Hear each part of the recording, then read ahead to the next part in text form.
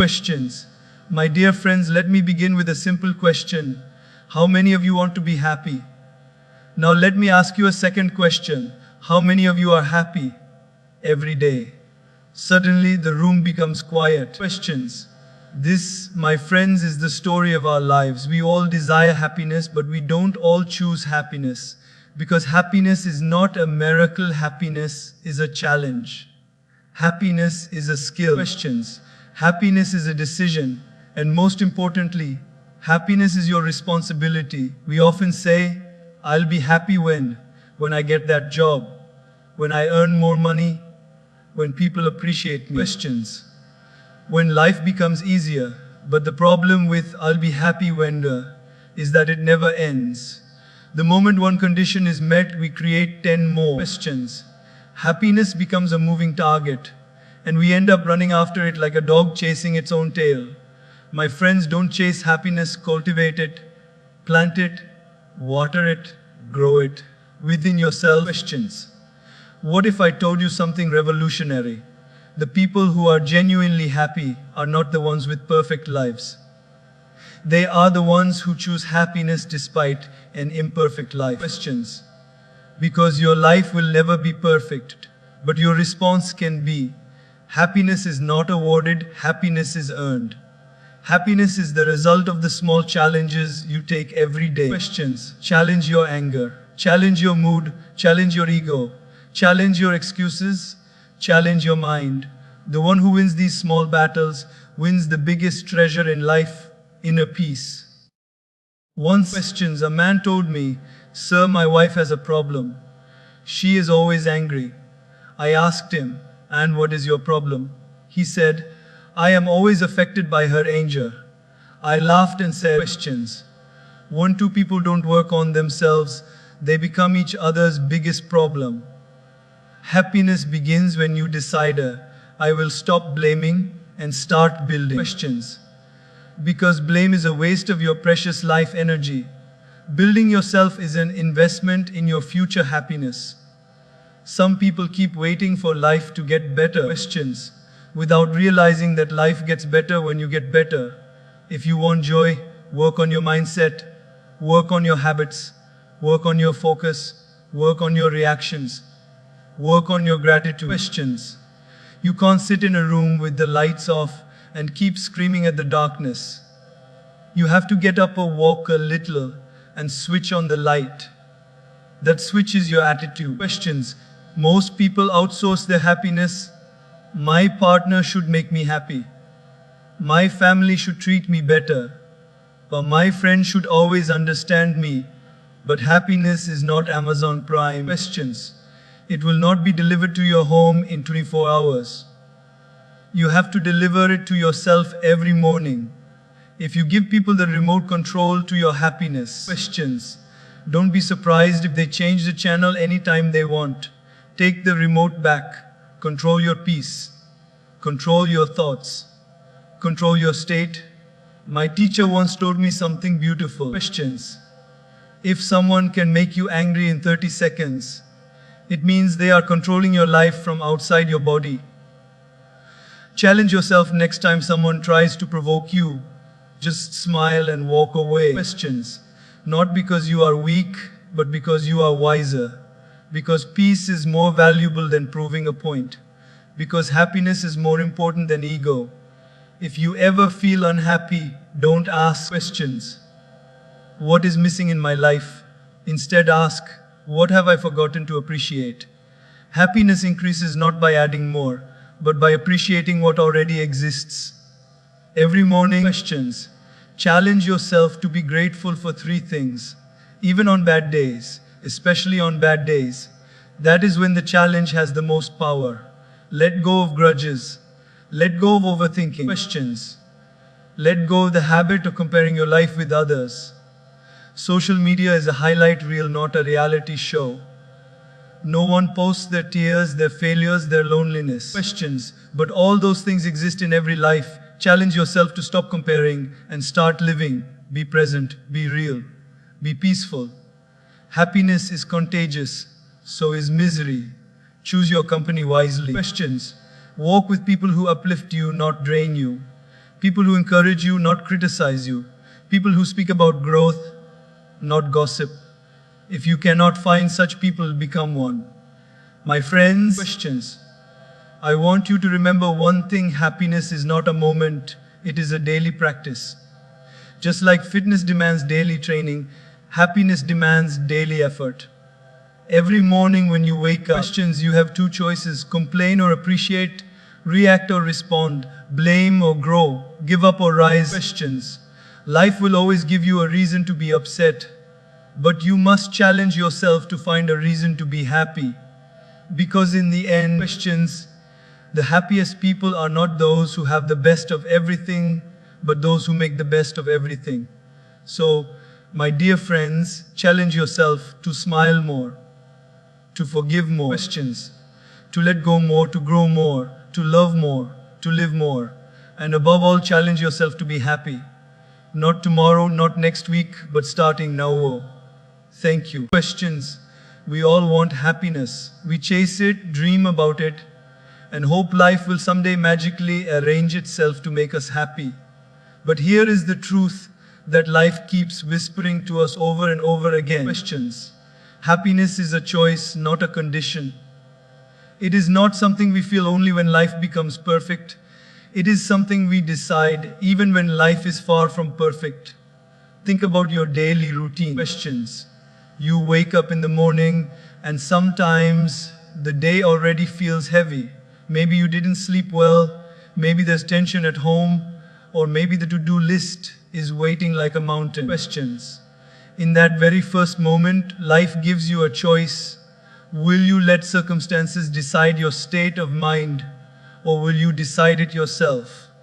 Most people unconsciously pick the first option. Questions. They allow the world outside to dictate the world inside. If the traffic is bad, they're angry. If someone is rude, they're upset.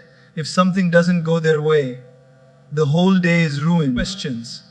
But imagine living a life where your peace is so fragile that anyone or anything can destroy it within seconds. That means the whole world controls your happiness, except you. Questions. Let me give you a simple daily life example. Suppose you're driving to work. A car suddenly overtakes you aggressively. Most people react instantly: horns, shouts, curses, stress. Questions. And for the next 20 minutes, their mind keeps replaying that moment.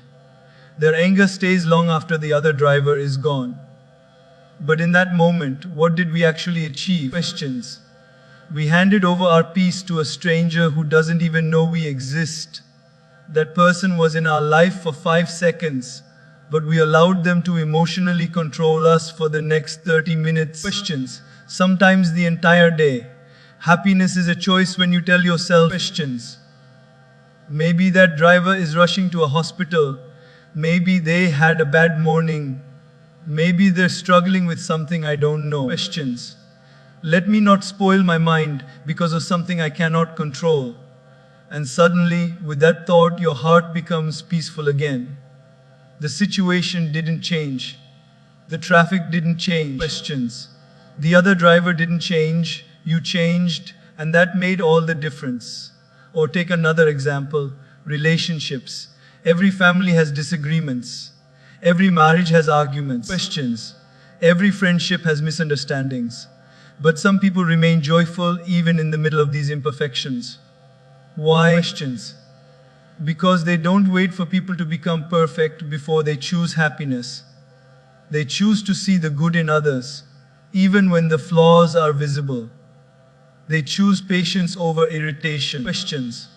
They choose understanding over assumptions. They choose love over ego.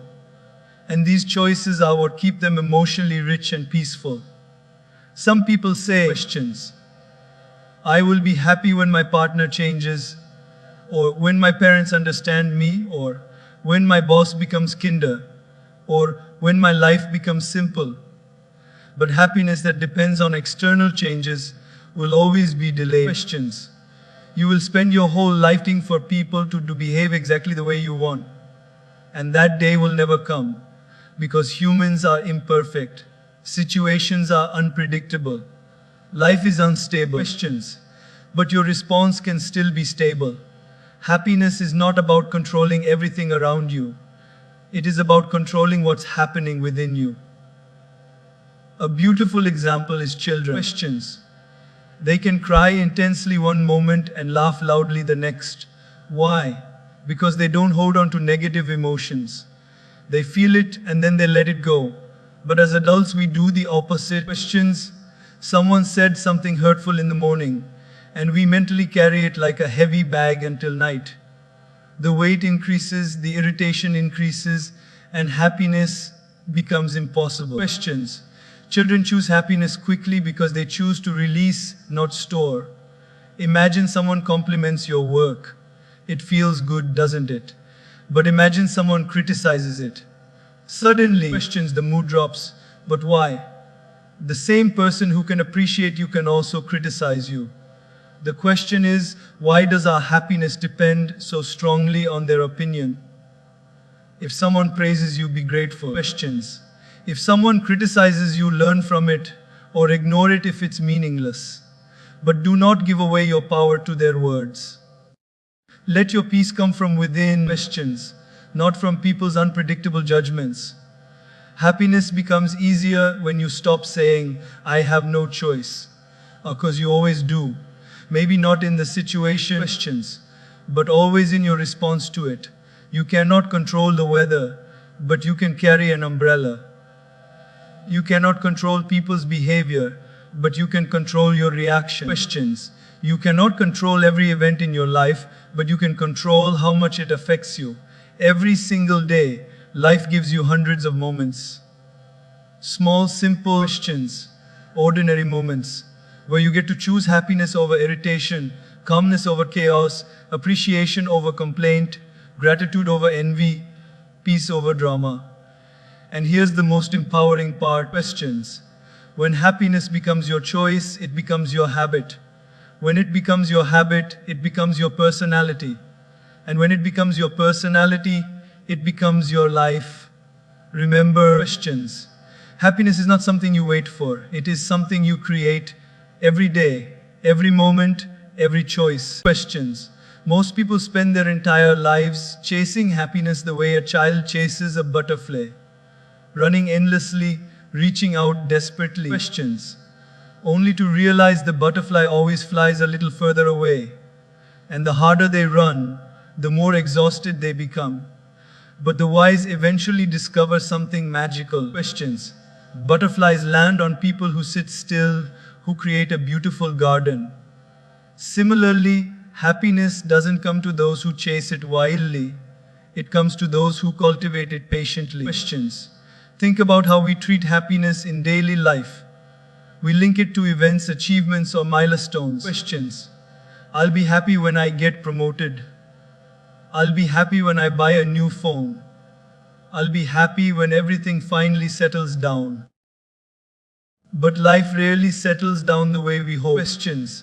The moment one problem ends, another quietly enters. The moment one goal is achieved, two more appear. So, if happiness depends on moments that are temporary, unpredictable, and unstable, questions, then our happiness becomes temporary, unpredictable, and unstable too. Cultivating happiness means planting it inside yourself rather than hunting for it outside. It means creating a lifestyle, questions, a mindset, and a heart space where happiness naturally grows, even when life is messy. Consider a gardener. When a gardener wants flowers, he doesn't run around screaming, "Where are the flowers?" Questions. Why aren't the flowers coming? No, he prepares the soil, he waters the plant, he gives it sunlight, he removes weeds. He is consistent, patient, dedicated. Questions. He focuses not on the flowers but on the process. And then, one morning, he walks into the garden and finds it full of blossoms. He didn't chase flowers. He cultivated them. Questions. Happiness works exactly the same way. Let's take a simple everyday example. Suppose you want to feel peaceful. You could chase peace by trying to avoid every stressful situation, questions, every difficult person, every challenge. But is that realistic? Absolutely not. Stress is part of life. Difficult people are part of life. Challenges are part of life. Questions. If you spend your time running away from them, you will live your whole life chasing a perfect environment that simply does not exist. Instead, questions. Cultivation means building inner peace through meditation, gratitude, healthy habits, kindness, or simple mindful breathing during tough moments. You don't wait for the world to be peaceful. Questions. You create your own. Another example, let's say you want joy. Many people chase joy through entertainment, buying new things, scrolling through social media for distractions, questions, or running after short bursts of excitement. But excitement is not joy. It burns bright and fades quickly, leaving you wanting more, just like sugar gives a quick energy spike and then a crash. Questions. Joy is different, it stays with you. And joy comes from meaningful conversations, deep connections, purposeful work, time spent in nature, acts of kindness, and moments of self-reflection. Questions. These moments don't usually come automatically. You have to choose them, plan for them, nurture them. That is cultivation. Cultivating happiness also means accepting imperfections. Questions. Life will never become perfect, but it can be deeply fulfilling. Happiness grows when you stop saying, "When everything is perfect, I'll be happy," and you start saying, questions. Even if things aren't perfect, I'll still find moments to smile. It grows when you stop expecting life to serve you comfort and you start creating comfort through your attitude. Questions. Think about relationships. Many people chase happiness by expecting others to behave exactly the way they want. But expectations are endless, and people will never fully match our mental script. Questions. Cultivation means understanding, communicating, adjusting, forgiving, and appreciating. Small actions that build emotional closeness. Happiness in relationships doesn't fall from the sky. Questions. It grows from two people who water it daily. Even in self-growth, we see the difference between chasing and cultivating. Chasing happiness through achievement might give temporary satisfaction. Questions. A medal, an award, a certificate, applause. But cultivating happiness through discipline, waking up early, improving skills, maintaining health, creates long-lasting confidence and fulfillment. Questions. One makes you happy for a moment, the other makes you happy for years. Here's another powerful example: social media. Many people chase happiness by seeking likes, comments, or attention. Questions. When people praise them, they're happy. When no one notices, they're sad. This is chasing happiness through validation. But what happens when the world gets busy and doesn't respond? Questions. Happiness disappears. But cultivating happiness means building self-worth internally. When you know your value, nobody's silence can shake it. Cultivating happiness is a slow, consistent process. Questions. You don't suddenly become peaceful, grateful, or joyful. You practice it. You grow into it. You learn to see beauty in small things: a cup of tea, a sunset, a conversation, a quiet walk. Questions. A moment of breath. You appreciate before demanding more. You slow down instead of rushing. You choose what nourishes your soul over what merely entertains your mind. Questions. Imagine a person who buys expensive gadgets, luxury clothes, or endless subscriptions hoping to feel happy. And imagine another who reads a book in the morning, takes mindful pauses through the day. Questions. Maintains meaningful friendships, keeps a gratitude diary, and spends time with loved ones. Which person will be happier? Not the one chasing things, but the one cultivating inner richness. Questions. Because the truth is simple: external pleasures decorate life, but inner peace sustains it. External achievements excite life, but inner habits elevate it. External comfort pleases life, questions, but inner strength protects it. Happiness is not something you run after. It is something you grow, nurture, and live with every day. When you cultivate happiness, you no longer say, questions, "I hope today makes me happy." Instead, you say, "I will enter today with happiness already growing inside me." Questions. We humans have a natural tendency to look outward when things go wrong. If something doesn't work out, we quickly point fingers at situations, circumstances, and people. Questions. My life is like this because of my parents. I'm stressed because of my job. I'm unhappy because of my partner. I'm stuck because of society. Blaming is easy. Questions. It gives us temporary emotional relief. It makes us feel like victims rather than participants in life. But here's the truth: blame keeps you stuck, responsibility sets you free. When we blame life, questions, we hand over the steering wheel of our happiness to something outside us. But when we start building ourselves, even if life is imperfect, we begin to grow. Growth doesn't come from pointing fingers, questions. It comes from lifting yourself up. Let's look at a simple daily life example. Imagine a student who fails an exam. The first reaction many students have is questions, the teacher was unfair, or the questions were too hard, or the syllabus was confusing. Rarely does someone say questions. Maybe I didn't study well, maybe I didn't manage my time, maybe I need better understanding rather than last minute cramming. Blame delays improvement. Responsibility accelerates it. Questions. The moment the student says, "Let me change my approach," the transformation begins. Take another example, workplace stress.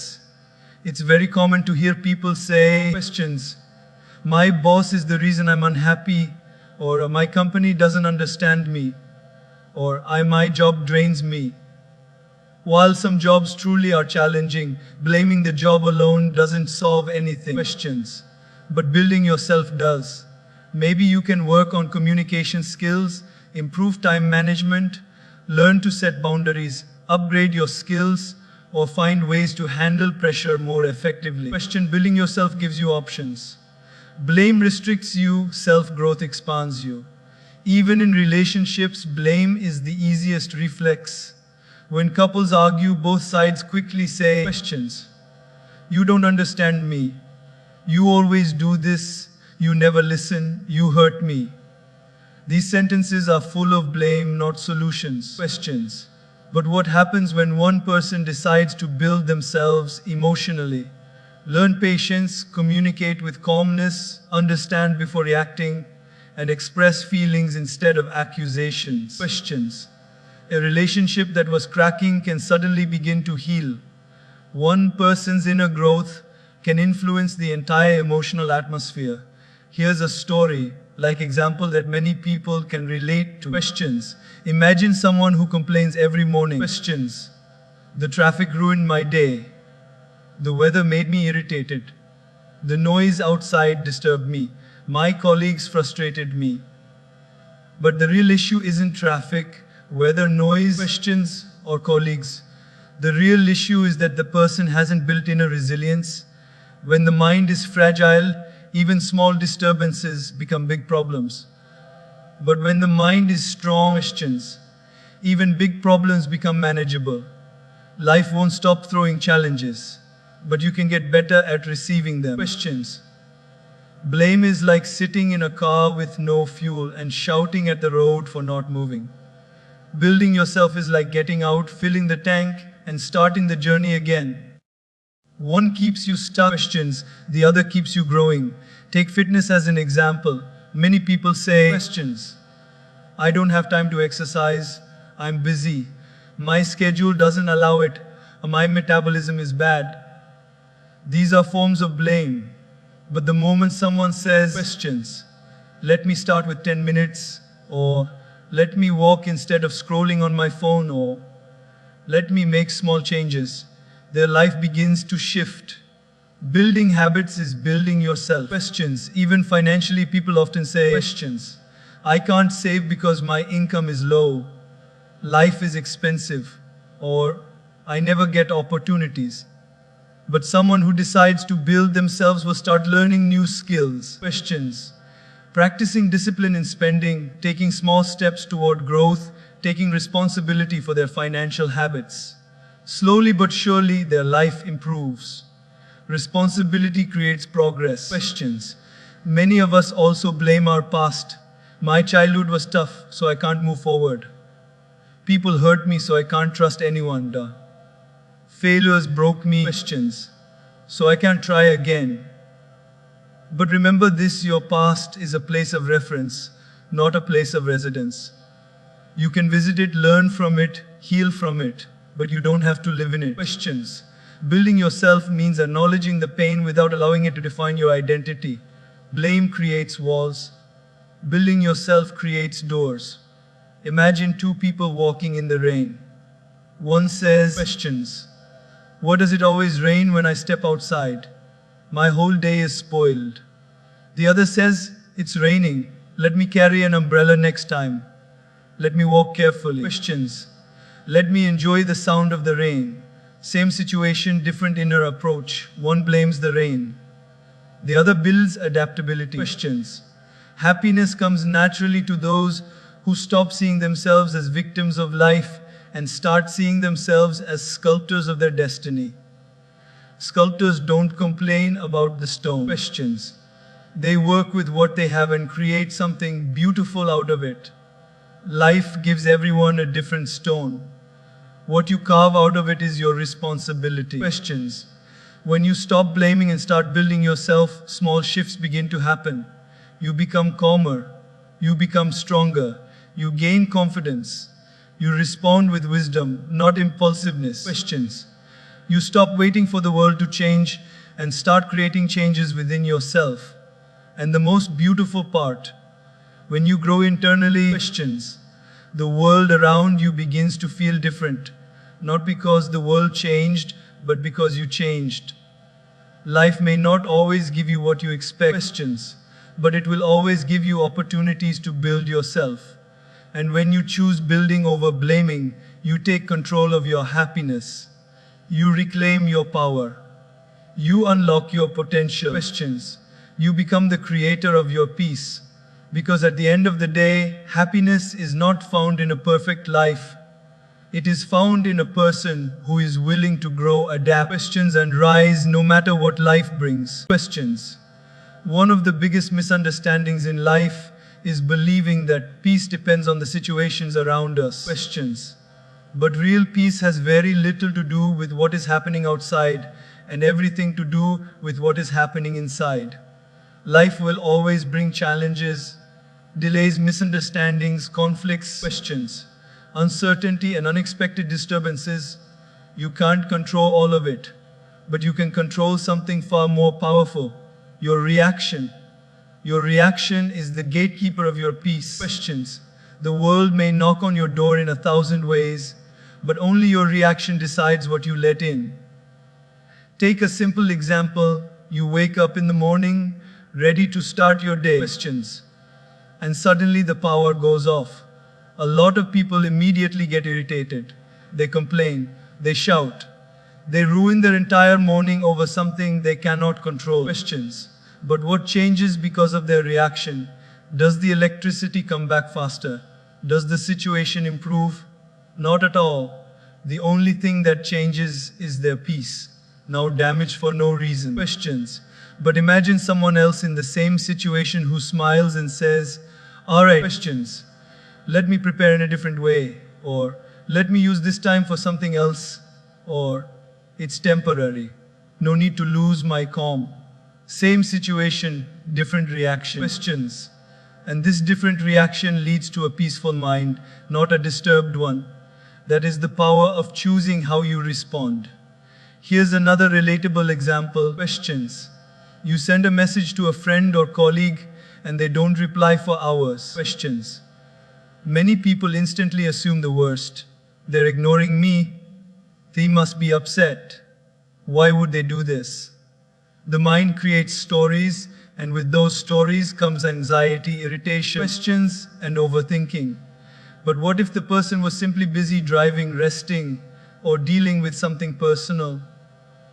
Our reaction often creates more suffering than the actual situation. Questions. Peace is lost because we react impulsively instead of patiently. In relationships, reactions become even more crucial. A spouse or partner says something in frustration. Instead of pausing, questions, understanding, or responding calmly, we jump straight into argument mode. Voices rise. ego takes over. Hurtful words get exchanged. Later, we regret it and wonder, was it even worth it? Often questions. The fight wasn't caused by the situation itself, but by how we reacted to it. If we can learn to pause before reacting, just a few seconds of silence, we can prevent so many unnecessary arguments. Questions. A calm reaction in a heated moment is a superpower. It can save relationships, protect peace, and create emotional maturity. Think about people at the workplace. Questions. A coworker says something rude or dismissive. The first impulse is to react sharply, defend ourselves, or show our anger. But that reaction may disturb your entire mood, affect your work, questions, and even escalate the issue. On the other hand, if you take a breath, respond with professionalism, or simply let it go, you maintain your dignity and your peace. Questions. Not every comment deserves your energy. Not every situation deserves your reaction. Sometimes silence is stronger than a response. Another everyday example: traffic. You're driving peacefully, questions, and suddenly someone cuts you off. Many people explode, honking non-stop, shouting, becoming emotionally charged. That 5-second incident occupies their mind for half an hour. But what did they gain? Questions. Nothing. What did they lose? Peace, calmness, and emotional clarity. Your reaction decides whether you carry peace or poison in your mind. Sometimes the situation itself is neutral. Questions. It is our interpretation and reaction that turn it into a problem. For instance, you spill your morning coffee by mistake. It's a small issue. Questions. But some people make it the reason their entire day feels ruined. They react emotionally, get stressed, and start the day with negativity. But someone else may laugh at their own clumsiness, questions, clean it up, and move on cheerfully. The difference is not in the event but in the reaction. Questions. Life becomes easier the moment you realize that you are not responsible for everything that happens around you, but you are responsible for how you respond. Your reaction is your strength. Questions. It is your emotional intelligence. It is your spiritual maturity. Think of a cup of tea. When you shake the cup, tea spills out. Not because of the shaking, but because tea was inside the cup. Questions. Similarly, when life shakes you, what comes out? Anger, irritation, kindness, patience. Depends on what is inside you. Your reaction reveals your inner world. This is why inner work is so important. Questions. Meditation, gratitude, deep breathing, reflection. These practices help you respond instead of react. They create space between what happens and how you handle it. In that space lies your peace. Questions. Imagine someone insults you. You can react with anger or you can respond with calmness. If they insult you and you get angry, they control you twice. First through their words, questions, then through your reaction. But if you stay calm, they lose all power. Peace comes from not giving others the remote control of your emotions. When you learn to control your reactions, questions, 3 beautiful things happen. You stop taking everything personally. You stop losing your peace to small things. You start living with clarity and strength. Questions. Your reaction decides whether your mind becomes a battlefield or a sanctuary. Life will always test you. People will push your buttons. Challenges will come uninvited. You cannot stop the waves. Questions. But you can learn how to surf. You can't control the wind, but you can adjust the sails. The real victory in life is not in controlling the world, but in controlling your response to the world. Questions. At the end of the day, your peace is in your hands, not in circumstances, not in people, not in events. Your reaction is the key. Protect it. Strengthen it, master it. Questions. Because the moment you master your reaction, you master your peace. Questions. Every home has a television remote, and everyone knows the power of that small device. With one click, the channel changes. With another, the volume rises or drops. The content shifts instantly. Questions. Now imagine what would happen if someone else constantly held your TV remote. They could change the channel anytime they want, raise the volume when you want silence, Mute it when you want to listen. Questions. Or play something you absolutely dislike. Would you enjoy watching TV in such a situation? Of course not. Yet ironically, questions. This is exactly what many people do with their emotional lives. They give their inner remote to others. Your mood changes because someone said something harsh. Questions. Your peace disappears because someone didn't behave as expected. Your joy fades because someone didn't appreciate your efforts. Questions. Your entire day gets spoiled because someone else had a bad day and threw their frustration at you. This means your emotions, your mood, questions, and your happiness can be controlled by anyone who crosses your path. That's a scary place to live from.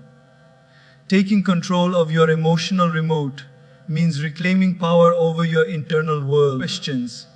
It means choosing how you feel instead of letting others choose for you.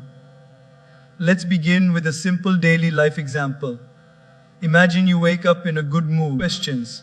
You're ready to take on the day with energy and positivity. Then you check your phone and you see a message that feels rude or insensitive. Immediately you feel a shift. Your good mood drops. Questions. Your mind starts racing with assumptions. You feel irritation, sadness, or anger. And suddenly, the beautiful mood you created is gone. All because of one message. But think about it. Questions. Did the message have the power to take away your peace? Or did you hand over your emotional remote to it? The message itself had no emotion. It was your interpretation, your reaction. Questions. Your assumption that pressed the buttons.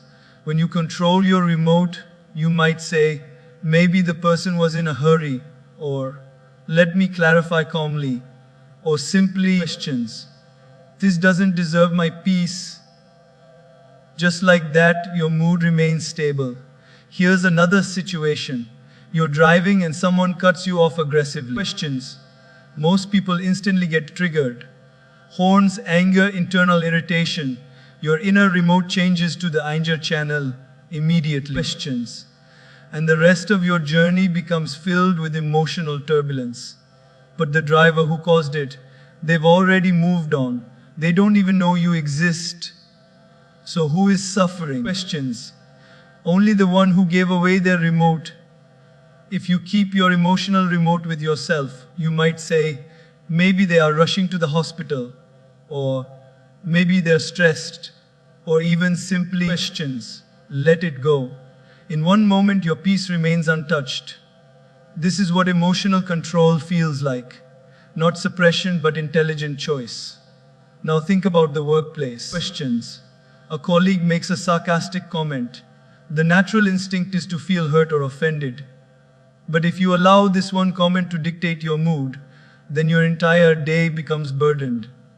Instead, questions. If you pause and choose your response wisely, you take back control. You might think, questions. Maybe they had a tough morning, or this isn't worth entering my emotional space, or let me respond professionally. This choice protects your energy and keeps your focus intact. Questions. When you hold the mood, nobody else's mood decides yours. Even at home, emotional control plays a huge role. Questions. Many people allow small disagreements with family members to disrupt their entire emotional state. A child spills something accidentally. A spouse forgets to complete a task. A parent repeats advice. Questions.